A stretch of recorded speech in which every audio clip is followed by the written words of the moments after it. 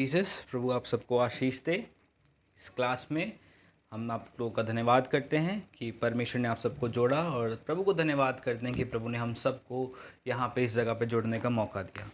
तो बीती क्लासेस में हमने जीनियोलॉजी, वंशावली के बारे में पढ़ा कि कैसे परमेश्वर ने हर एक वंश में से, हर एक जगह में से, हर एक परिवार में से एक एक जन को चुना, और उसके द्वारा ही परमेश्वर ने अपने वंश को आगे वो बढ़ाता चला गया। ठीक है। जब वंशावली ख़त्म हुई तो ऐसा नहीं था कि सब कुछ एकदम से हो गया। वंशावली में एक एक करके लोग जुड़ते चले गए और वंशावली आगे बढ़ती चली गई। ठीक है। पिछली 5वें अध्याय तक, उत्पत्ति 5 तक हमने वंशावली को पढ़ा, और आज हम उत्पत्ति 6 से स्टार्ट करेंगे। तो मेरे साथ निकाल लीजिए उत्पत्ति उसका 6ठा अध्याय, और पहली आयत से हम लोग पढ़ना स्टार्ट करते हैं। इस प्रकार कहता है कि फिर जब मनुष्य भूमि के ऊपर बहुत बढ़ने लगे तो उनके बेटियां उत्पन्न हुई। तब परमेश्वर के पुत्रों ने मनुष्यों की पुत्रियों को देखा कि वे सुंदर हैं, और उन्होंने जिस जिसको चाहा उनसे विवाह कर लिया। तब यहोवा ने कहा, मेरा आत्मा मनुष्य से सदा लो विवाद करता ना रहेगा, क्योंकि मनुष्य भी शरीर ही है, उसकी आयु 120 वर्ष की होगी। उन दिनों में पृथ्वी पर दानव रहा करते थे। ठीक है। ये पहले की अगर हम 3 आयतें पढ़े तो वहाँ पे बहुत सारी चीज़ों को दिखाया गया है। पहली बात जो यहाँ पे बोली गई है वो इस प्रकार बोली गई है,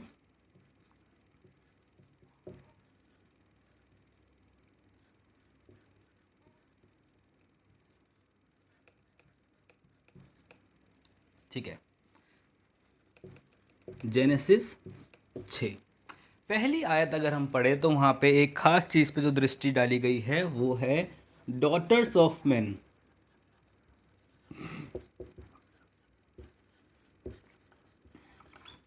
ठीक है जी। दूसरी आयत पे अगर डॉटर्स ऑफ बॉर्न, ठीक है जी, कि वहाँ पे क्या हुआ है, पुत्रियाँ उत्पन्न हुई हैं, वहाँ पे बेटियाँ उत्पन्न हुई हैं। अब अगर हम उत्पत्ति स्टार्टिंग से पढ़ते हैं, पहले से, दूसरे से, तीसरे से, तो हमें एक भी पुत्री का नाम नहीं बताया गया है। ठीक है। जब हमने स्टडी किया तो हमें पता चला 2 या 3, एक का नाम आवान, एक का नाम कवान। इस प्रकार से हमें 2-3 ही मुश्किल से लेडीज़ का या 2-3 ही बेटियों का नाम पता है। वो भी कहाँ से आई? वो भी आदम से ही जन्माई गई, क्योंकि उस समय आदम और हवा के अलावा और कोई भी नहीं था जिसके बच्चे पैदा हो सके। तो पहली आयत में लिखा है वहाँ पे डॉटर्स बॉर्न हुई। किससे हुई? हम समझ सकते हैं कि या तो वो आदम से हैं या तो वो हवा से हैं।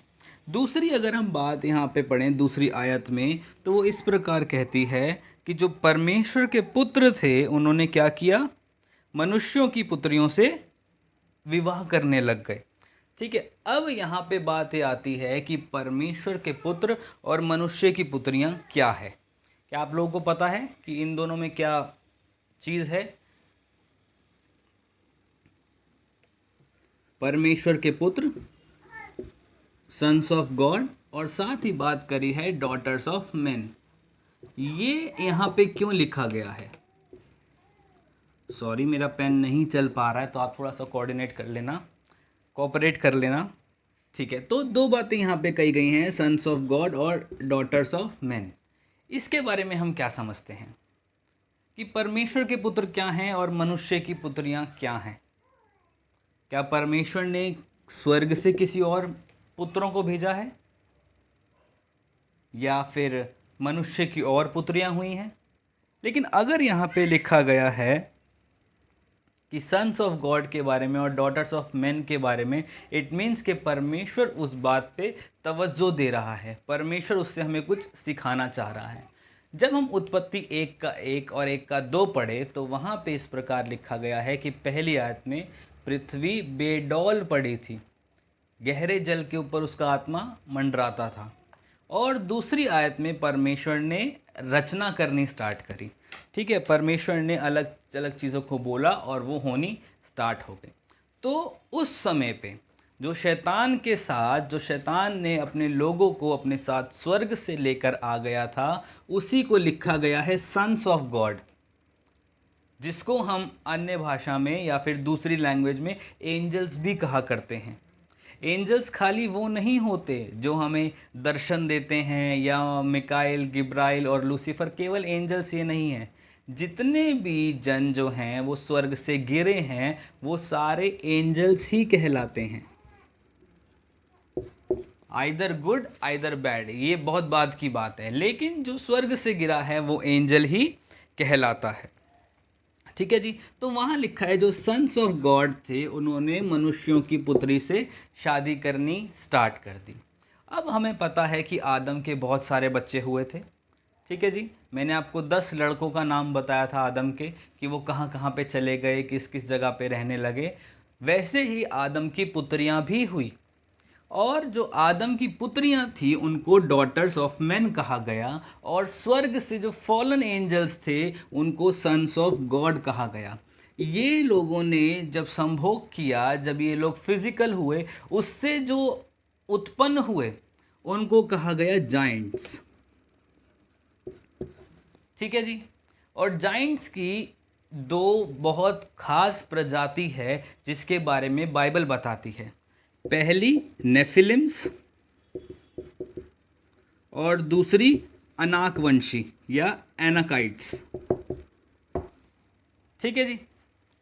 जो हम एनाकाइट्स पढ़ते हैं, या फिर आपको पता है यहोशू जिस जगह को देखने के लिए गया था उसने बोला था कि वहाँ बहुत बड़े बड़े दानव रहते हैं, वहाँ पे बहुत बड़े बड़े ऊंचे ऊंचे लोग रहते हैं, वो दिखने में हम उनके सामने टिड्डी के समान हैं, वो हमें मार डालेंगे, उनकी फसलें भी बहुत बड़ी बड़ी होती हैं। तो यहोशू जिन लोगों के बारे में बात कर रहा था वो यही थे, नेफिलिम्स या अनाकवंशी।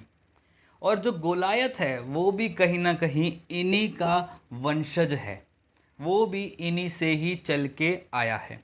ठीक है जी। तो यहाँ पे बात खत्म होती है डॉटर सेंस ऑफ गॉड और डॉटर्स ऑफ मेन के बारे में, कि आदम की जो पुत्रियां थी उनके साथ जो बड़े बड़े जायंट्स आए थे, जो बड़े बड़े लोग उत्पन्न हो गए थे, जो फॉलन एंजल्स थे, उन्होंने जब इनके साथ संभोग किया, इनके साथ रिलेशन बनाया, उनसे जो पुत्र उत्पन्न हुए वो जायंट्स कहलाए, वो नेफिलिम्स कहलाए, और वो एनाकाइट्स कहलाए, अनाकवंशी कहलाए। ठीक है जी। अब मेरे साथ निकालिए उत्पत्ति 3 उसका 15।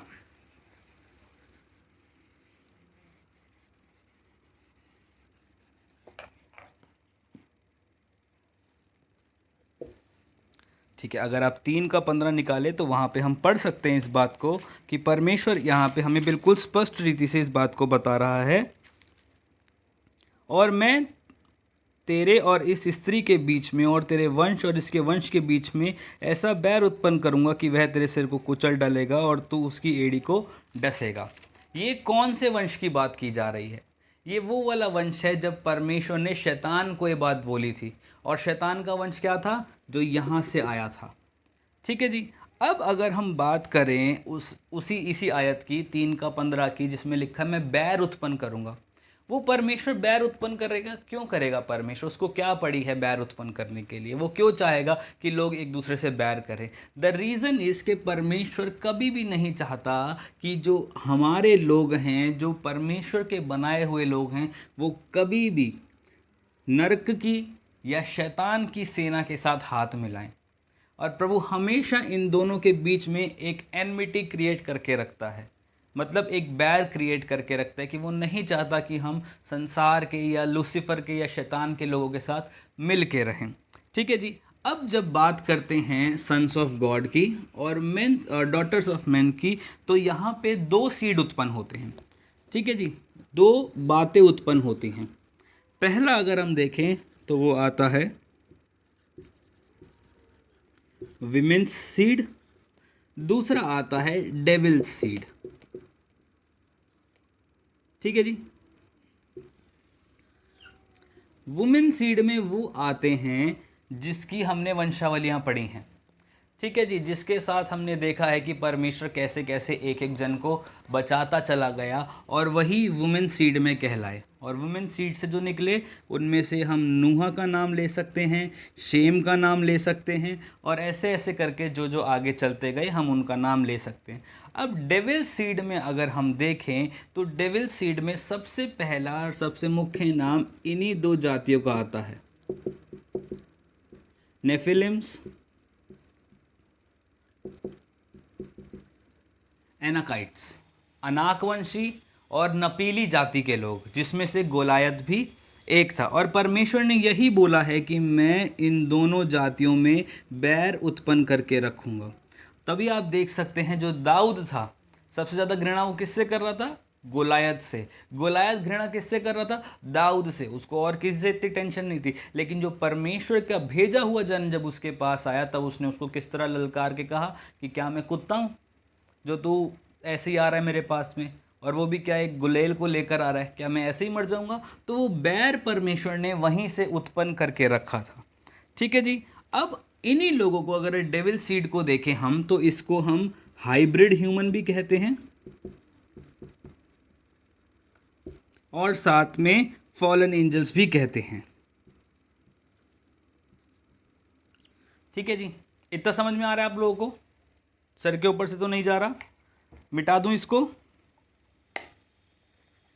मेरे साथ निकालिए एक अयूब की किताब, उसका 38 का 7, अगर कोई निकाल के पढ़ सकता है तो मेरे साथ निकालिए अयूब, उसका 38, उसका 7वीं आयत। वहाँ पे आपको पता चल जाएगा कि मैं किस बारे में बात कर रहा हूँ।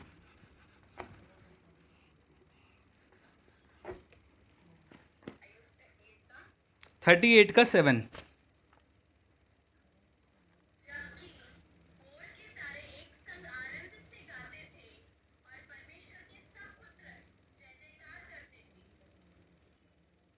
भोर के तारे क्या करते थे? एक समान आनंद से गाते थे। और भोर का तारा किसको कहा गया है? स्वयं शैतान को। तो शैतान अपने साथ जितनी भी प्रजा को लेकर आया, वो सब एंजल्स ही कहलाए, वो सब भोर के तारे ही कहलाए। ठीक है जी। चलो, तो हमें पता चल गया कि फॉलन एंजल्स कौन हैं, और ये जो नपीली जाति के लोग हैं, अनाकवंशी जो लोग हैं, वो कहाँ से आए हैं। ठीक है जी। चलो, अब नफीली का मतलब क्या होता है? नफीली का मतलब होता है फॉलन वन, गिराया गया। इसीलिए इस जाति का नाम नेफिलिम्स रखा गया, नपीली रखा गया, क्योंकि वो स्वयं गिराए हुए लोग थे। ठीक है जी। चलो, अब अगर हम थोड़ा सा आगे जाएं तो वहाँ पे एक बात लिखी गई है कि 4वीं आयत पढ़े। वहाँ लिखा है कि उन दिनों में पृथ्वी दानव से भर गई थी, और इसके पश्चात जब परमेश्वर के पुत्र मनुष्य की पुत्रियों के पास गए, तब उनके द्वारा जो पुत्र उत्पन्न हुए वो कौन हुए? वो शूरवीर होते गए। मतलब वो इतने जायंट्स होते गए कि वो जिसको भी हाथ लगाते थे वो किसी को भी मार देते थे, उनके सामने कोई टिक नहीं सकता था, और वो बहुत ज़्यादा पावरफुल थे। अब आप एक बात को सोचिए कि अगर कोई चीज़ स्वर्ग से आ रही है, ठीक है, अगर कोई चीज़ परमेश्वर के भवन से आ रही है, कुछ उसकी जगह से आ रही है, तो वो कितनी ज़्यादा स्ट्रांग होगी। ठीक है। और उसी स्ट्रांगनेस को, उसी स्ट्रेंथ को उन्होंने मनुष्यों की पुत्री के अंदर इम्पार्ट किया, और उनसे जो पुत्र उनके उत्पन्न हुए वो हुए जाइंट्स, वो हुए शूरवीर जो बहुत ज़्यादा सामर्थी थे। और यहोशू उन्हीं लोगों को देख के कह रहा है कि हम तो इनके सामने टिड्डियों के जैसे दिखते हैं, हम तो इनके सामने बहुत छोटे छोटे से दिखते हैं, हम इनका सामना कैसे कर पाएंगे, हम इनके साथ कैसे रह पाएंगे। अब इसको थोड़ा सा अगर आज की ज़िंदगी में देखें एक आत्मिक तौर पे, तो बहुत सी ऐसी चीज़ें हैं जो शैतान हमारी ज़िंदगी में इम्पार्ट करने की कोशिश करता है। ठीक है। अभी इन्हीं दोनों चीज़ों को याद रखना, सन्स ऑफ गॉड और डॉटर्स ऑफ मैन को। शैतान हमारी ज़िंदगी में बहुत सारी चीज़ों को इम्पार्ट करने की कोशिश करता है कि हम कैसे चीज़ों को ख़राब करें, कैसे इसकी ज़िंदगी को ख़राब करें, कैसे इसकी ज़िंदगी को नष्ट कर दें। लेकिन आप इस बात को सोचिए कि जो शैतान है, जो लूसीफर है, वो भी एक समय पे कहाँ रहता था? हेवन में रहता था। ठीक है। हेवन में सबसे ज़्यादा क्या था? परमेश्वर की प्रेजेंस। तो लूसीफर कहाँ से निकला था?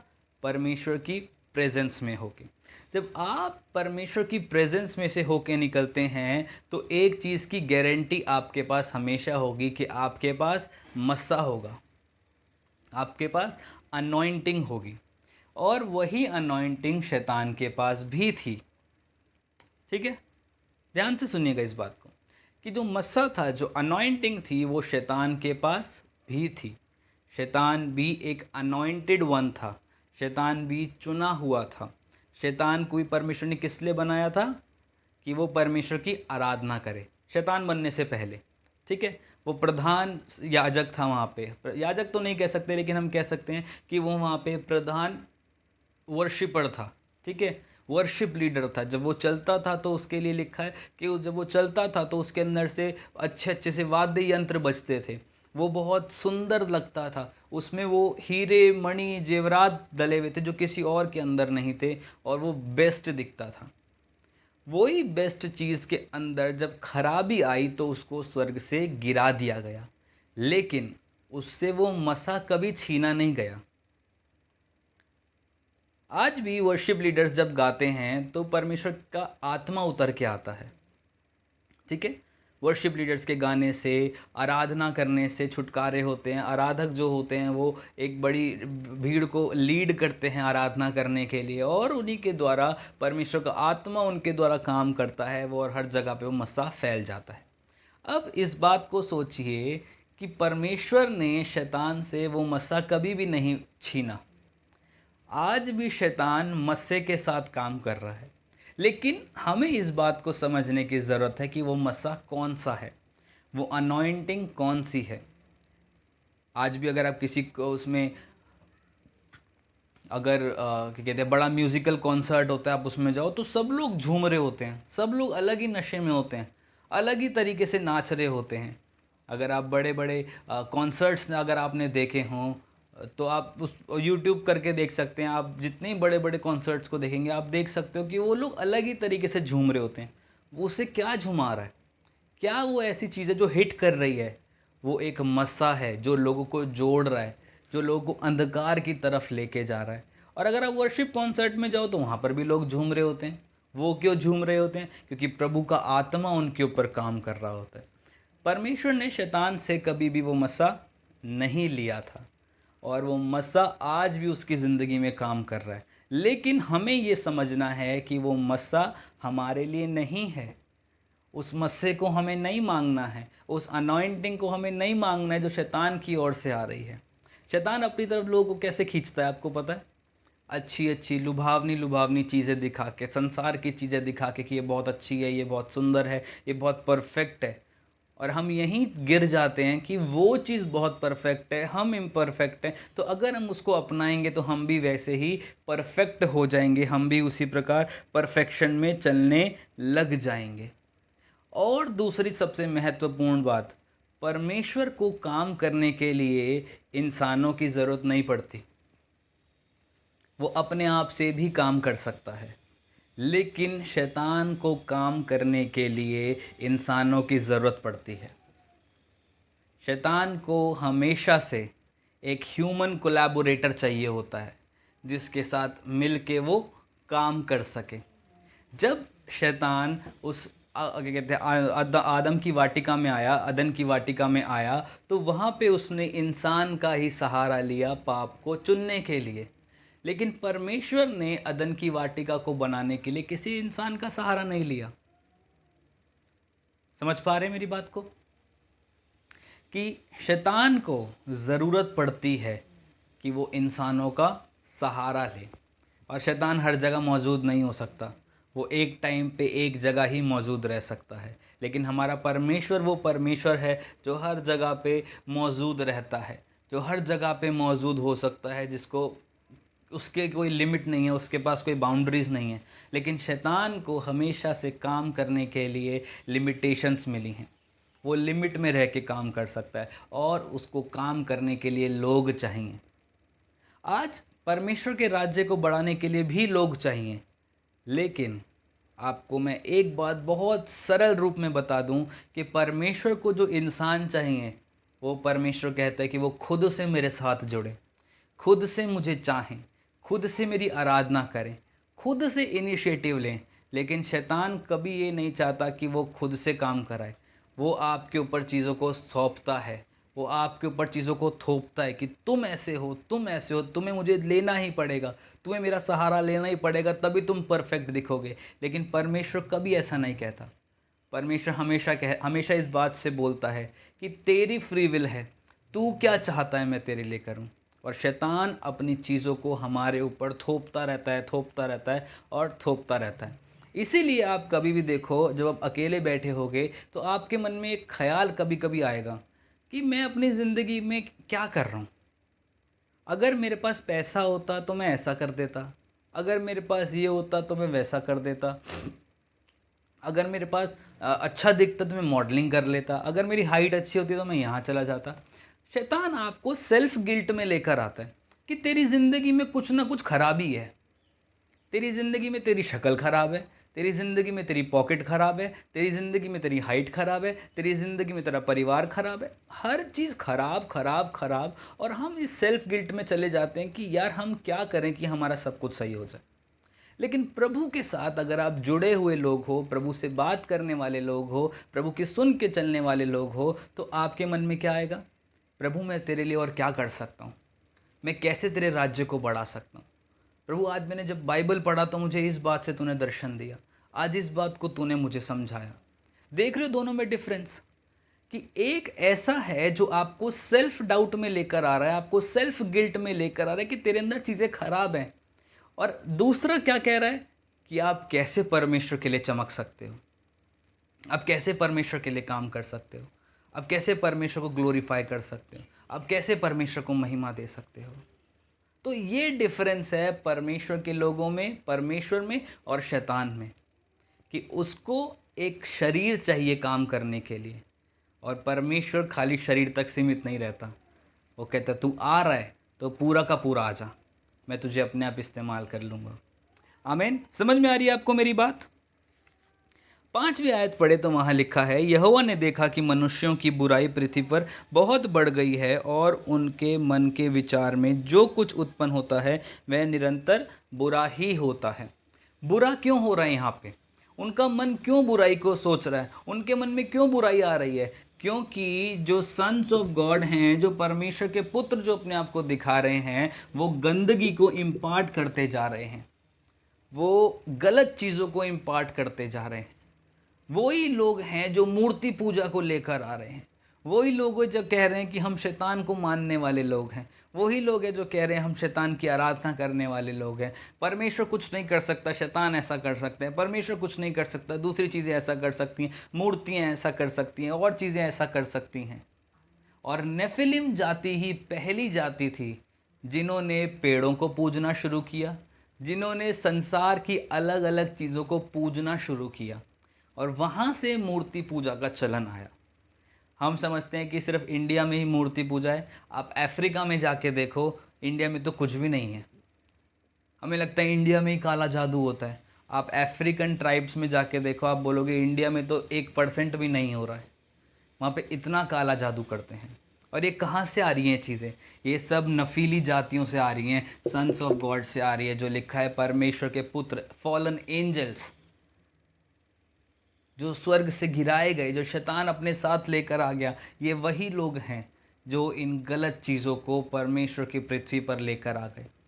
और परमेश्वर ने बोला कि ये सब चीज़ें बहुत ख़राब हो रही हैं, ये कुछ भी सही नहीं चल रहा, अब मैं अपने लोगों को नाश करना चाहता हूँ। बुराई बहुत ज़्यादा बढ़ गई है। और 7वीं आयत में इस प्रकार लिखा है, चलो 6 से पढ़ते हैं। और यहोवा पृथ्वी पर मनुष्यों को बनाने से पछताया। आप सोच रहे हैं कितनी दर्द भरी बात है ये, कि परमेश्वर ने किसी चीज़ को बनाया, उसको बहुत संभाल के रखा, उसको बेस्ट चीज़ें देना चाहिए, और अब वो ही कह रहा है कि मैं अपने बनाई हुई चीज़ को दे बना के पछताया, मैं इंसान को बना के पछताया।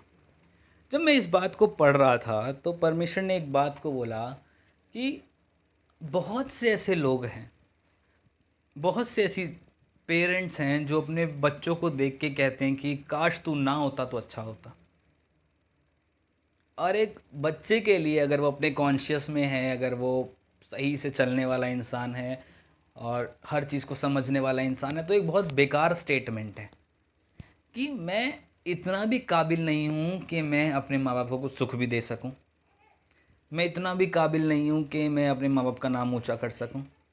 और वहाँ पे अगर कोई माँ बाप अपने बच्चों के लिए बात बोलता है कि अच्छा होता कि तू ना होता, ये बहुत बुरी बात है।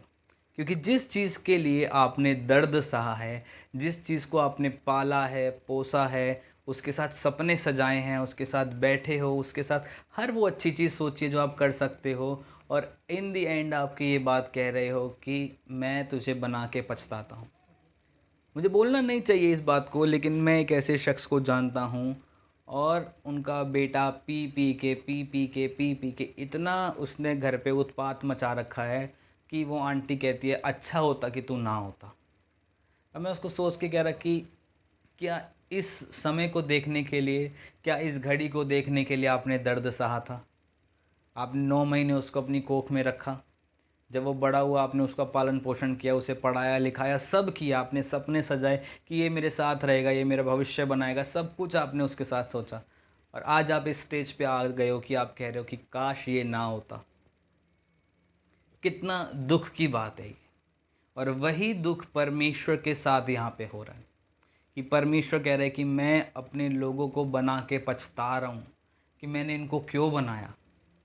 इसमें दुनिया का हर एक शख्स आ रहा है, हर एक व्यक्ति आ रहा है, अभी का नहीं, उस समय का हर एक जन आ रहा है, और परमेश्वर कह रहा है मैं पछता रहा हूँ इनको बना के। अगली आयत इस प्रकार, और वहाँ पे कहता है वह मन में अति खेदित हुआ, मतलब परमेश्वर को बहुत दुख हुआ उस जगह पे। 7वीं आयत, तब यहोवा ने कहा मैं मनुष्य को जिसकी मैंने सृष्टि की है पृथ्वी के ऊपर से मिटा दूंगा। मतलब जो क्रिएशन उसने करी है, अब मुझे वो अच्छी नहीं लग रही, मैं ख़राब कर दूंगा, मैं मिटा दूंगा इसको। क्या मनुष्य, क्या पशु, क्या रेंगने वाले जंतु, क्या आकाश के पक्षी, सबको मिटा दूंगा, क्योंकि मैं उसको बनाने से पछताता हूँ, परंतु यहोवा के अनुग्रह की दृष्टि नूह पर थी। 8वीं आयत से पहले उसने लिखा मैं सब कुछ को बना के पछता रहा हूँ। अब यहाँ पे लिखा है पशु पक्षी, उनको बना के क्यों पछता रहा है प्रभु? उन्होंने तो कोई पाप नहीं किया। क्या उन्होंने कोई पाप किया? क्या पक्षियों ने मूर्ति पूजा करनी शुरू कर दी? क्या पक्षियों ने भी झूठ बोलना शुरू कर दिया? पक्षियों ने ऐसा क्या किया कि परमेश्वर कह रहा है कि मैं उनको बना के भी पछताता हूँ? बताओ बताओ, को कुछ रीज़न दो मुझे कि क्यों आपको लगता है कि परमेश्वर कह रहा है कि मैं पक्षी को बना के भी पछताता हूँ। सोचो, थोड़ा सा सोचो, दिमाग पे जोर डालो, आप बता सकते हो, मुझे पता है।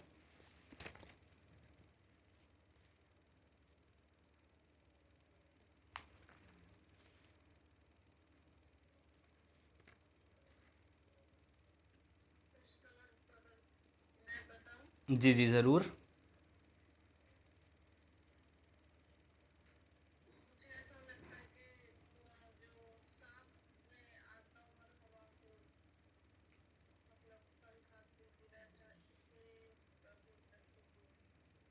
ठीक है, तो सांप शैतान के रूप में आया, और उसने आदम हवा से पाप करा दिया, इसलिए परमेश्वर उससे भी गुस्सा हो गया। चलो, ये पशुओं की बात हो गई। पक्षियों की क्या, पक्षियों ने क्या गलती करी थी? इंसान पाप में डूब चुका है, इंसान व्यभिचार में डूब चुका है, इंसान मूर्ति पूजा में डूब चुका है, हर गलत काम कर रहा है, परमेश्वर उसको बना के पछताता है। समझ में आ गया। आपने बोला कि सांप की वजह से वो हुआ, चलो ये भी समझ में आ गया। पक्षियों ने क्या गलती करी थी? पक्षियों को देख के क्यों बोल रहा है?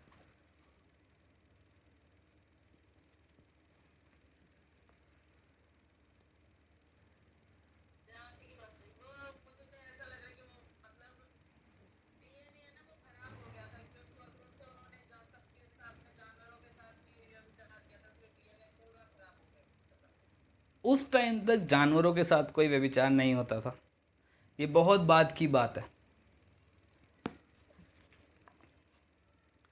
चलो जानवरों, चलो मैंने आपकी बात को मान लिया, ठीक है, जानवरों के साथ व्यभिचार किया, जानवरों की नस्ल खराब हो गई। पक्षियों के साथ क्या हुआ?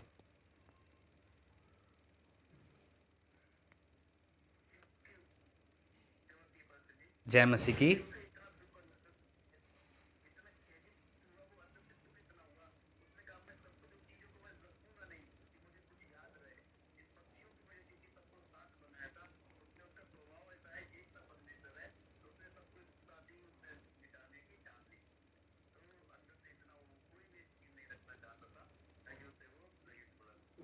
चलो आपकी बात को भी कंसिडर कर लेते हैं। भाई का कहना इस प्रकार है कि 10 लोगों ने पाप किया, 2 ने नहीं किया, तो 10 तो कटेंगे कटेंगे, 2 को भी काट देंगे हम।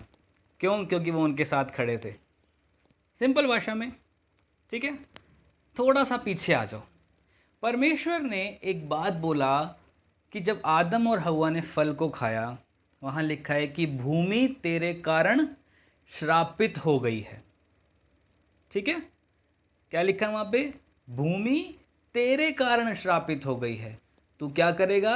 ऊंट कटारे उगाएगा और स्ट्रगल करेगा। सबसे मुख्य बात यह है कि भूमि श्रापित हो गई है। भूमि को श्राप से कैसे मुक्त किया जाए? गायें भी उसमें से खा रही है, बैल भी उसमें से खा रहा है, कंगारू भी उसमें से खा रहा है, कैमल भी उसी में से खा रहा है, घोड़ा भी उसी में से खा रहा है, इवन जितने भी पक्षी हैं सब उसी में से खा रहे हैं। तो जो जो वो पाप आ गया था, जो कर्स आ गया था, जो श्राप आ गया था, उन सब चीज़ों में थोड़ा थोड़ा मुंह डाल डाल के वो श्राप को उन्होंने अपनी ज़िंदगी में भी ले लिया था। इसीलिए लिखा गया है कि मैं हर एक चीज़ को बना के पछताता हूँ। स्टार्टिंग अभी भी आदम और हव्वा ही है कि उन्हीं के कारण भूमि श्रापित हो गई थी और वो श्राप पृथ्वी की हर एक चीज़ के ऊपर आ गया था। इसीलिए परमेश्वर ने योजना बनाई कि अब मैं क्या करूँगा, इस पृथ्वी को फिर से बनाऊँगा, इस पृथ्वी के इस जनरेशन को फिर से स्टार्ट करूँगा नए तरीके से। आपको नया होना होता है तो आप क्या कर लेते हो? सुबह उठ के सबसे पहले आप क्या करते हो? आप नहा लेते हो। परमेश्वर ने बोला मैं भी इस पूरी पृथ्वी को पानी से रगड़ रगड़ के साफ कर दूंगा, कोई पाप नहीं रहना चाहिए, कोई गंदगी नहीं रहनी चाहिए। तो उस रगड़ने के प्रोसेस से, उस धोने के प्रोसेस से पहले एक शख्स वहाँ पे दिखाया गया, एक शख्स के बारे में लिखा गया है, वो था नूह। नूह के लिए लिखा गया आखिरी आयत में, परंतु यहोवा के अनुग्रह की दृष्टि नूह पर थी। आप इस बात को याद रखिए कि ये पृथ्वी है, इसमें नूह इतना सा है जो दिख भी नहीं रहा है। ठीक है, दिख भी नहीं रहा है नूह कि वो कहाँ कहाँ रहता है, किसी को नहीं पता नूह। लेकिन एक बंदे की धार्मिकता के कारण, एक बंदे के राइचसनेस के कारण परमेश्वर की दृष्टि उसके ऊपर आ गई। आप सोचिए, क्या उस समय पृथ्वी पर कोई और धर्मी नहीं था? इतनी बड़ी पृथ्वी, इतनी जनरेशन्स चल गई, अब तक क्या कोई भी नहीं आया जो कह सके कि मैं धर्मी हूँ या परमेश्वर की नज़र में कोई धर्मी हो? कोई भी नहीं आया। इतनी सारी जनरेशन्स चली गई और कोई भी धर्मी नहीं बचा है। लेकिन इतनी बड़ी पृथ्वी में नूह नाम का व्यक्ति, जो किसी को दिख भी नहीं रहा है, लेकिन परमेश्वर की दृष्टि आज भी उसके ऊपर है। मैं आपको बताना चाहता हूँ कि इस पूरे संसार में चाहे कोई आपको देख रहा है या नहीं देख रहा, आपको कोई जानता है कि नहीं जानता, लेकिन याद रखिए कि परमेश्वर की अनुग्रह की दृष्टि आपके और मेरे ऊपर है, क्योंकि वो हमको देखता रहता है। जब हम यीशु के लहू से धुल जाते हैं तो उसकी नज़रें हमारे ऊपर आ जाती हैं। आज आपके सराउंडिंग्स में कितना भी पाप क्यों ना हो, आपको आजू बाजू कितना ही पाप क्यों ना दिख रहा हो, आप कह रहे हो कि प्रभु ये भी पाप हो रहा है, वहाँ पर भी पाप हो रहा है, मैं क्या करूँ, मैं कैसे करूँ, मैं कैसे तेरी चीज़ों को बचाऊँ? परमेश्वर की दृष्टि आज भी आपके ऊपर लगी हुई है, आपके ज़रिए लोगों को बचाने के लिए। नूह खुद भी बचा, उसने अपने सराउंडिंग को भी बचाया, उसने अपने परिवार को भी बचाया और उसी के द्वारा परमेश्वर ने एक नई ज़िंदगी को भी स्टार्ट किया। तो इट डजेंट मैटर कि आपके आजू बाजू क्या चल रहा है, आपको क्या दिख रहा है, क्या नहीं दिख रहा, आपकी ज़िंदगी में कितना कुछ क्यों नहीं चल रहा हो, आपकी संसार में, आपको दुनिया में कितना कुछ उल्टा सीधा चलता हुआ क्यों ना दिख रहा हो, लेकिन अगर अगर अगर अगर आप परमेश्वर की नज़र में धर्मी हैं, अगर परमेश्वर की धार्मिकता है, परमेश्वर के बताए गए कामों को कर रहे हैं, उसके पीछे चल रहे हैं, तो 8वीं आयत के अनुसार परमेश्वर की आंखें आज भी आपके ऊपर उसी प्रकार लगी हुई हैं जैसे उस समय में नूह के ऊपर लगी हुई थी। आप भूल जाइए कि आप किस बैकग्राउंड को बिलोंग करते हैं, आप भूल जाइए कि आप क्या करते हैं, आप भूल जाइए आप कैसे दिखते हैं, आप भूल जाइए आपके पास रुतबा है, पैसा है, नहीं है, जेल में है, बाहर है, कहीं पर भी हैं। लेकिन इस बात को याद रखिए कि अगर मैं परमेश्वर का धर्मी जन हूँ, अगर मैं परमेश्वर की धार्मिकता हूँ, मैं परमेश्वर के पीछे चलने वाला इंसान हूँ, तो आज भी परमेश्वर की आंखें मेरे ऊपर लगी हुई हैं। आज भी परमेश्वर मुझे देख रहा है।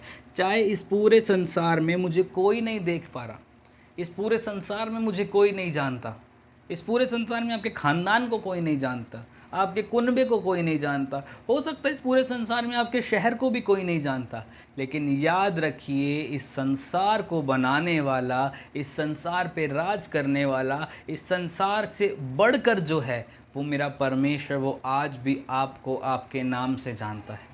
क्योंकि उसी का वचन कहता है कि उसने अपने हथेली पर मेरा नाम, स्पेशली मेरा नाम खोद के लिखा है। जब मैंने उसके नाम से आंसू बहाए हैं, अपनी रातों को आंसुओं से भरा है, अपने तकिए को आंसुओं से भरा है, वो आंसू शायद मेरे तकिए पे सूख गए हैं, लेकिन वो आंसू आज भी उसकी कुप्पी में भरे हुए हैं।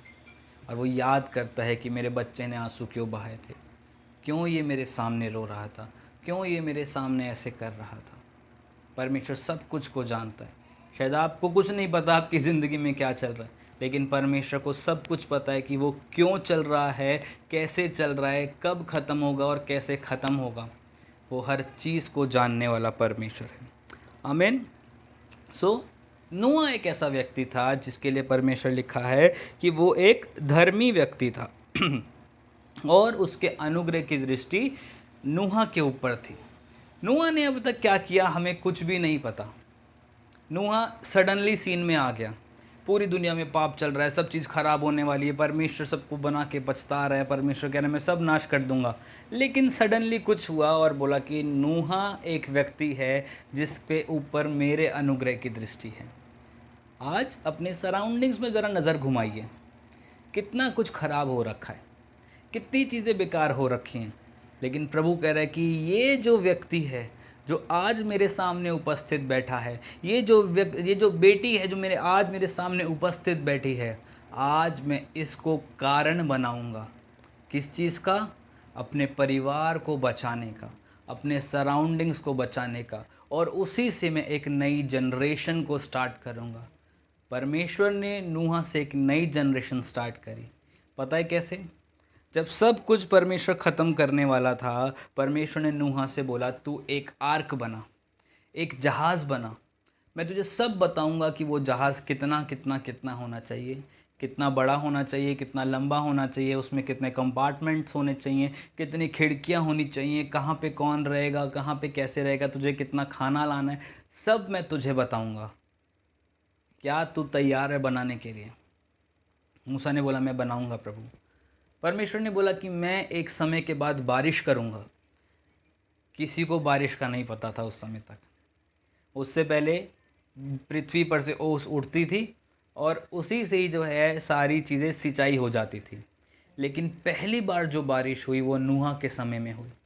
परमेश्वर ने नूह को बोला एक आर्क बना, एक जहाज़ बना, और उस जहाज़ को बनाने के लिए नूह को कितना साल लगा? पूरा 100 साल। याद रखिए, प्रभु आपको एक वायदा दे रहा है। आज परमेश्वर आपसे एक वायदा कर रहा है कि मैं तेरे द्वारा तेरी जनरेशन्स को बचाऊंगा, मैं तेरे द्वारा कुछ काम करूंगा, मैं तेरे द्वारा एक नई जनरेशन को खड़ा करूंगा, मैं तेरे द्वारा हर चीज़ सही कर दूंगा। क्या आज आप उस वायदे को अपनी ज़िंदगी में लेने के लिए तैयार हैं? नूह को नहीं पता था कि बारिश क्या होती है। परमेश्वर ने बोला स्वर्ग से पानी गिरेगा। किसी को समझ में नहीं आ रहा स्वर्ग से पानी कैसे गिर सकता है, क्योंकि उससे पहले कुछ ऐसा हुआ नहीं था। परमेश्वर ने बोला मैं करूँगा। नूह ने बोला मैं विश्वास करता हूँ प्रभु कि तूने बोला है तो ज़रूर होगा। और उसके लिए उसे 100 साल का समय लग गया, 100 ईयर्स। क्या आप इंतज़ार कर सकते हैं कि परमेश्वर आपको इस्तेमाल करे? क्या आप अपने आप को प्रिपेयर कर सकते हैं उस बारिश के लिए? वहाँ पे बेशक से पानी की बारिश हुई थी और उस पानी की बारिश ने मूसा को बिल्कुल नया कर दिया था। आप याद रखिए, इस बात को ज़रा सोचिए। आज हम बपतिस्मा लेते हैं, क्यों लेते हैं? परमेश्वर का वचन कहता है कि बपतिस्मा लेना ज़रूरी है। बपतिस्मा क्या है? आपकी गवाही है कि पानी आपके लिए गवाही देगा नूहा के लिए किसने गवाही दी? परमेश्वर ने हर एक चीज़ को प्लान किया और पहला बपतिस्मा जो कराया वो नूहा का ही कराया। सब कुछ को ख़त्म कर दिया। Everything must be washed away, सब कुछ को वॉश कर दिया और इकलौता मूसा उसमें से निकल के आया। आप याद रखिए, जब परमेश्वर आपको धोता है, जब आप बपतिस्मा लेते हैं, तो आपकी सारी बुराइयां, सारी घटियां सब नीचे बैठ जाती हैं, सब मर जाती हैं और केवल आपकी धार्मिकता जी उठ के आपको आगे लेकर आती है। जब मूसा को परमेश्वर ने वो आयत दी, जब परमेश्वर ने मूसा को बोला कि मैं ऐसा करूँगा, मैं तुझे बचाऊँगा, ऑलरेडी प्रभु एक प्रोफेसी वहाँ पे दे रहा था कि जब प्रलय आएगी, जब जल भर जाएगा, सब कुछ ख़त्म हो जाएगा।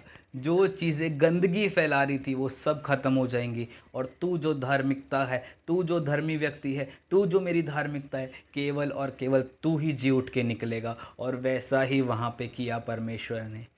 प्रभु ने उस जगह पे करके दिखाया। क्या आज आप तैयार हैं उसके लिए? 100 साल का समय लग गया उसे प्रिपेयर होने के लिए। प्रभु बोलता गया ये चीज़ हटा। आज प्रभु बोलता है अपनी ज़िंदगी से कड़वाहट हटा। हम बोलते हैं प्रभु थोड़ी सी रहन दो, थोड़ी सी रहन देता हूँ प्रभु, कभी कभी निकल जाती है मुँह से। प्रभु बोलता है ये चुगलियाँ हटा। हम कहते हैं प्रभु थोड़ी सी रहन देता हूँ प्रभु जी, थोड़ी सी रहन देता हूँ प्रभु जी। कभी कभी दोस्तों के साथ बैठना पड़ता है। प्रभु बोलता है अपने अंदर से गंदगी निकाल। प्रभु सब निकाल दी, थोड़ी सी रहन देता हूँ प्रभु। कभी कभी संसार में भी जाना पड़ता है। Preparation time is the time जब आपको आपकी ज़िंदगी से बहुत सारी चीज़ों को काटना पड़ेगा, छांटना पड़ेगा। आपको अच्छा नहीं लगेगा, लेकिन वो काटेगा, वो छाटेगा। क्यों काटेगा, छाटेगा? क्योंकि वो आपके द्वारा एक जनरेशन निकालना चाहता है। वो आपके द्वारा लोगों को बचाना चाहता है। वो आपके द्वारा बड़े मिरेकल्स कराना चाहता है। वो आपके द्वारा अपनी महिमा प्रकट करना चाहता है। मूसा से सबने नूहा से सबने पूछा तू क्या बना रहा है? उसने बोला मैं एक जहाज़ बना रहा हूँ। लोग पूछ रहे हैं क्यों बना रहा है? कह रहे बारिश होने वाली है। लोग कह रहे पागल है, सरफिरा है, कैसी बहकी बहकी बातें कर रहा है, तूने दिन में ही लगानी स्टार्ट कर दी है क्या? क्या कर रहा है? ने बोला नहीं, मेरे प्रभु ने बोला बारिश होगी। सब कह रहे नहीं होगी, प्रभु कह रहा होगी। मूसा ने विश्वास किया होगी। आज लोग आपको कह रहे हैं तू कुछ नहीं कर सकता, तेरा केस ख़त्म नहीं हो सकता, तेरी ज़िंदगी ख़राब होने के लिए बनाई गई है, तेरी ज़िंदगी में कुछ अच्छा नहीं हो सकता। लेकिन प्रभु ने बोला होगा। क्या आप विश्वास करते हैं होगा? अगर आप विश्वास करते हैं होगा, तो याद रखिए प्रभु आपको प्रिपेयर करेगा और उस प्रिपरेशन टाइम में आप में से बहुत सारी ऐसी चीज़ों को निकालता चला जाएगा। ज़रूरत है कि आज आप अपने आप को उसको समर्पित कर दें कि प्रभु मैं अपनी ज़िंदगी को तुझे देता हूँ, मैं अपनी ज़िंदगी को तुझे देती हूँ। जैसे नूहा ने दिया प्रभु, जब किसी ने नूहा को नहीं देखा, लेकिन तूने नूहा को देख लिया प्रभु। आज मुझे शायद कोई नहीं देख रहा, मेरे घर में मुझे नहीं देख रहा, मेरे चर्च में मुझे नहीं देख रहा, मेरे घराने में कोई नहीं देख रहा, मेरे फ्रेंड सर्कल में कोई नहीं देख रहा, कोई मुझे नहीं देख रहा प्रभु। लेकिन अगर मैं एक धर्मी व्यक्ति हूँ, अगर मैं परमेश्वर को मानने वाला व्यक्ति हूँ, प्रभु के पीछे चलने वाला व्यक्ति हूँ, तो आज भी प्रभु मुझे देख रहा है। जैसे प्रभु ने नूहा के साथ किया, वैसे ही प्रभु आपके साथ करने की भी ताकत रखता है। जैसे परमेश्वर ने नूहा से हर चीज़ कराता चला गया। आपको पता है इतना बड़ा जहाज़ बनाने के लिए नूहा और उसके बेटे खुद लकड़ी काटते थे, खुद स्ट्रगल करते थे, हर चीज़ को खुद करते थे और प्रभु से, और साथ ही साथ प्रार्थना करने में बैठते थे कि प्रभु आगे क्या करना है, अब यहाँ कौन सा कंपार्टमेंट बनेगा, अब आगे क्या होगा, अब आगे चीज़ें कैसे होंगी। सब कुछ को वो सुन रहे हैं और फिर प्रभु उनको प्रिपेयर कर रहे हैं। आज हम सब ने इस बात को बोल दिया प्रभु तेरी नज़र मुझ पे है, तो मुझे प्रिपेयर कर। लेकिन लेकिन लेकिन क्या उसकी सुनने के लिए उसके पास बैठोगे? वो कैसे प्रिपेयर करेगा? मैं आपको सारा सामान ला के दे दूँ, बोलूँ राजमा चावल बना दो, कुछ लोग तो बना लेंगे, लेकिन कुछ लोग राजमा की खिचड़ी बना देंगे, कुछ लोग चावल को ज़्यादा गला देंगे, कुछ लोग राजमा को कच्चे रहने देंगे। क्यों? क्योंकि हमें पता नहीं है वो बनाए कैसे जाते हैं।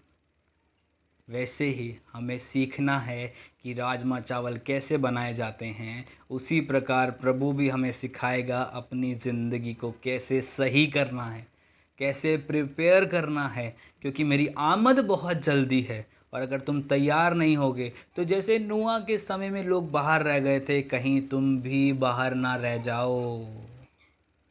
आज वहाँ पे भी बहुत सारे विश्वासी जन थे, बहुत सारे लोग थे जो प्रभु को जानते थे, लेकिन केवल एक बचा, वो था नूहा।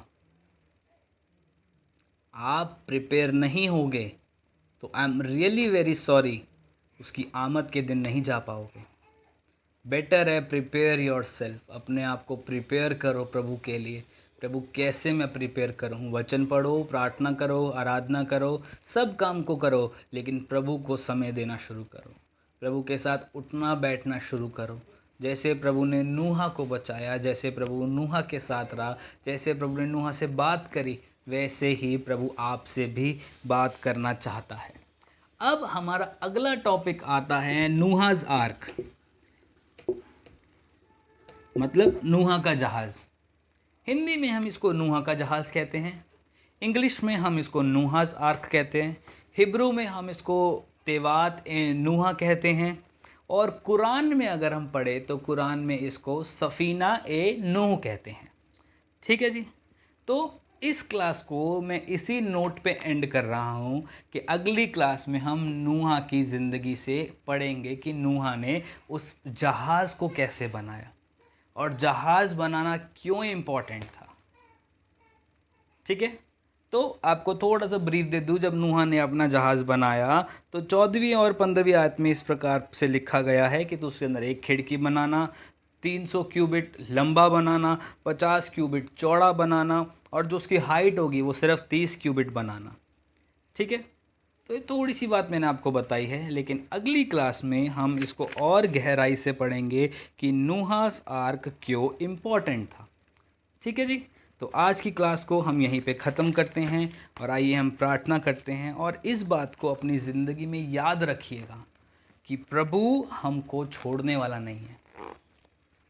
परमेश्वर की अनुग्रह की दृष्टि नूहा के ऊपर थी, उसने नूहा को छोड़ा नहीं। परमेश्वर ने जब तक नूहा से अपना काम नहीं ले लिया, उसने उसको छोड़ा नहीं। 100 साल का समय लगा। हम अगर 100 घंटे भी प्रार्थना करने बैठें, या 100 घंटा छोड़ो, 100 मिनट भी प्रार्थना करने बैठें, तो बहुत सी बार हमारा ध्यान भटक जाएगा, बहुत सी बार हम कुछ और करने लग जाएंगे। आप सोचिए, 100 साल का समय नूहा प्रभु से सुनता रहा, सुनता रहा, सुनता रहा।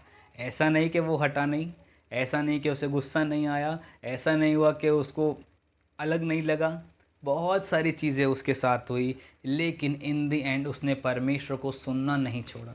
जब आप भी अपनी ज़िंदगी से परमेश्वर को सुनना नहीं छोड़ोगे, परमेश्वर को सुनाना नहीं बोल रहा, मैं बोल रहा हूँ परमेश्वर को सुनना, परमेश्वर को सुनना नहीं छोड़ोगे, तो प्रभु भी आपको छोड़ने वाला नहीं है। प्रभु अपने आप आपको बताता चला जाएगा। और ये मत सोचना जब आप प्रभु की सुनोगे तो प्रभु आपके लिए सिर्फ अच्छा अच्छा ही बोलेगा। प्रभु डांटेगा भी, प्रभु कभी कभी मार भी लगाएगा, प्रभु कभी कभी गुस्सा भी करेगा, कभी कभी प्यार भी करेगा। वो सारे इमोशंस आपके साथ शेयर करेगा, लेकिन ज़रूरत है आज एक रिश्ता प्रभु के साथ बनाने के लिए। आमीन। आइए हम प्रार्थना करेंगे।